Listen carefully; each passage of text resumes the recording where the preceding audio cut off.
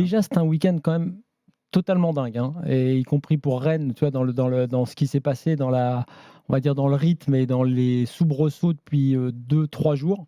Parce que la réalité, vraiment, là, pour le coup, c'est que Genesio aurait pu rester à l'issue de ce week-end, aurait pu être toujours ce soir l'entraîneur de Rennes, en ce sens où il n'a pas été sorti par l'actionnaire, par le président, il n'a pas été viré, Non, Genesio. celui qui a décidé de partir. Ouais. Même si il y a une réflexion qui était en cours, parce que ça n'allait pas sur les résultats.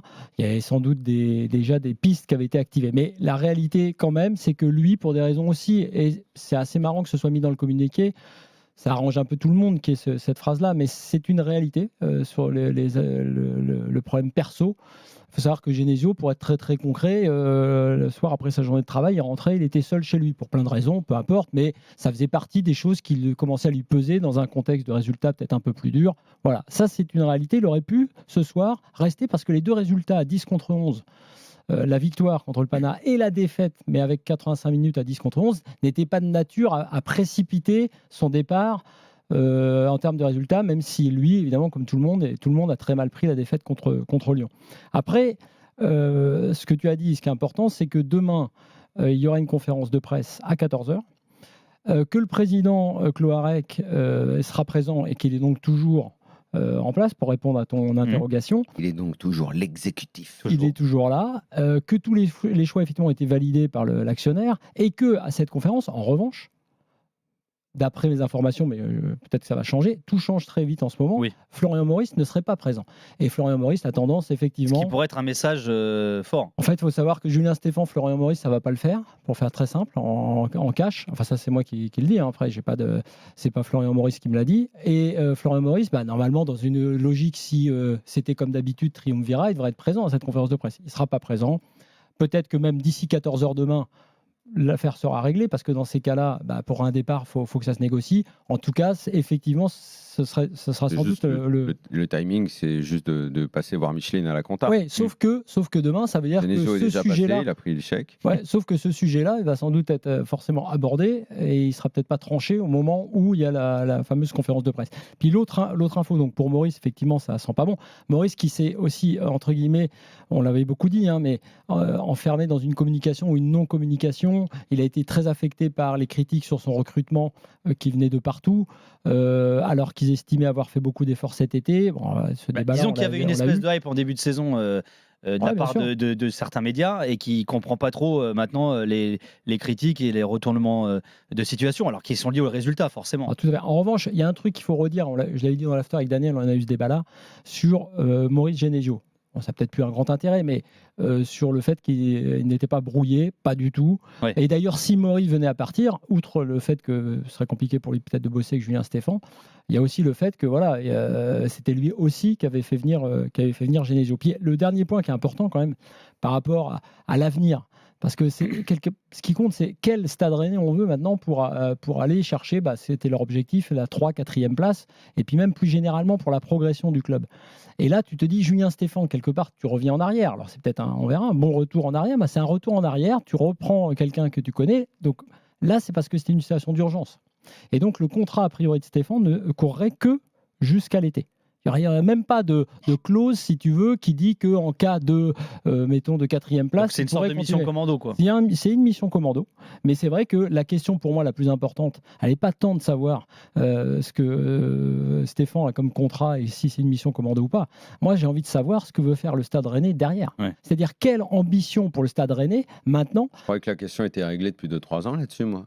Et que la réponse était de grandes ambitions. Oui, mais grandes ambitions avec quel coach? Ce que je veux dire, avec quel coach? Au niveau Ligue des Champions. Oui, mais avec quel coach? Parce que moi, je pense que là, l'histoire de Genesio, pour être simple, en sortant là maintenant des infos pour aller vers l'analyse, c'est que Genesio a apporté sa part à l'édifice. Il a construit quelque chose. Il y a 2 ans, il s'est passé quelque chose à Rennes avec lui, avec le jeu. C'était bien.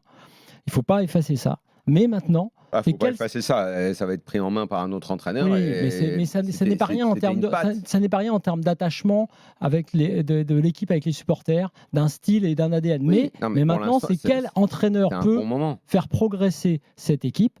Si Julien Stéphan est celui-là, tant mieux, mais on n'en a pas la certitude.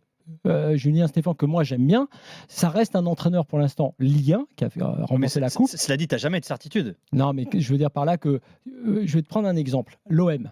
Tu peux critiquer le fait que ça s'arrête tous les ans, mais quand tu prends Sampaoli ou quand tu prends Tudor, tu prends quelque chose, une histoire, tu racontes quelque chose tactiquement, techniquement, qui plaît d'ailleurs aux supporters, qui n'est pas anodin. Donc qu'est-ce que tu veux faire? Alors moi je vais dire, quelle ambition tu veux donner? C'est pour ça que là tu es de retour dans le flou, alors que Rennes, me semble-t-il, était entré dans une période de stabilité qui, tant mieux s'il trouve un bon entraîneur qui s'installe pendant des années, mais j'ai envie de dire également que quand tu entres dans une période de stabilité, ce qui tient, c'est ton institution, et que l'entraîneur, s'il doit changer au bout de 2 ans, 3 ans, ça doit pas trop impacter la vie du club. À partir du moment où les dirigeants maintiennent un cap, une ambition, et s'ils veulent ajouter à ça un style de jeu pour avoir ce rapport au public, eh ben, tu trouves un entraîneur qui le remplace et qui est dans le même style. Sauf que là, moi, c'est pas du tout l'impression que j'ai. Là, c'est l'impression d'un grand flou, voire d'un grand bordel, où on va tout recommencer, alors que Rennes était entré dans une phase, je le répète, plutôt ambitieuse, avec une installation dans le top 5. Et là, cette année, on se demande si le redressement va arriver et s'il n'est pas trop tard. Alors, moi, je reviens à l'affaire Genesio. L'année dernière, au mois de mars, après un PSG Rennes au Parc des Princes, j'avais dit ici, Genesio partira à la fin de la saison, parce qu'il est lassé et qu'il ne veut plus rester. Au club, ça n'a pas été bien pris, et notamment par lui. Je me souviens d'un message où il me dit si tu as plus d'infos que moi, dis-le-moi. Voilà. Et je dis non, mais écoute, voilà, on verra quoi. Résultat, je me suis trompé parce qu'il est resté. Moi, je pense que je me suis trompé aussi parce que je pense non, que. Non, mais attends, en mars, tu avais raison, mais après, voilà, il a repris du poil de la bête. Moi, je pense que je me suis trompé qu'à moitié, parce que je pense qu'il a songé à partir, que tout le monde le sait au club, et qu'en fait, il a fait les montagnes russes jusqu'au mois de novembre, ce qui finalement est un peu curieux quand même, parce qu'entre mars, où tu es sur une fin de saison où que tu vas bien finir, et où tu avais déjà amorcé un peu une forme de redressement à ce moment-là, et le mois de novembre, où tu es encore dans la première partie de saison, où rien ne dit que tu peux pas... Voilà. Donc, il y a quelque chose qui est louche dans toute cette histoire. Donc, moi, ça me conforte dans l'idée que j'avais au mois de mars, et dans ce que je savais, les infos que j'avais. Il est resté, parce que... Et Flo, d'ailleurs, me corrigeait à chaque fois en disant, c'est pas aussi net que ça, il y a des hauts et des bas. Et oui, il y a eu des hauts et des bas. Et ce qui s'est passé à la fin de la saison, où ça s'est mieux terminé, il est revenu motivé après les vacances, je reprends... On y va. Et la prépa d'été s'est bien passée. Voilà. Il y a eu des moyens sur la table. On a eu le sentiment que... Il y a quand même eu... Moi, j'ai jamais dit qu'ils étaient brouillés, qu'ils voulaient plus parler. Je dis qu'il y a eu des discussions sur le recrutement qui n'a pas été fait correctement, qui n'a pas satisfait tout le monde. Je n'ai pas dit qu'ils se sont embrouillés avec Maurice et Genesio. Ouais. Des incompréhensions, ça arrive. Il peut y avoir des désaccords. Ça ne veut pas dire qu'ils sont en embrouille. Exactement. Ouais. Néanmoins, la saison a repris. Et très vite, moi, j'ai eu le sentiment qu'il y avait un truc qui n'allait pas. Le jeu, je ne comprenais pas ce qui se passait sur le terrain. Je ne comprenais pas, ce que j'ai pas arrêté de le dire depuis le début de la saison, je ne comprends pas ce que fait l'entraîneur. J'étais devant le flou quand je voyais cette équipe, et les mecs qui étaient arrivés, ne pas être bons, ça veut dire que quand les nouveaux arrivent comme ça, qui ne s'épanouissent pas, c'est que le contexte n'est pas favorable. C'est qu'il y a un truc qui ne va pas, il y a un truc qui est cassé dans la machine. Bon, finalement, ça a reculé, ça a tenu jusqu'au mois de novembre, jusqu'à cette trêve, et non seulement Genesio part, et d'ailleurs, ça ressemble plus à une démission. Ça confirme l'idée du ras-le-bol, du je ne vais pas y arriver, ça ne me plaît pas, je ne suis pas bien. Et moi, d'ailleurs, on l'a vu en conf de presse. Il a eu, la question, ça rappelait un peu la fin à l'OL. La question, c'est qu'est-ce qu'il va faire maintenant ?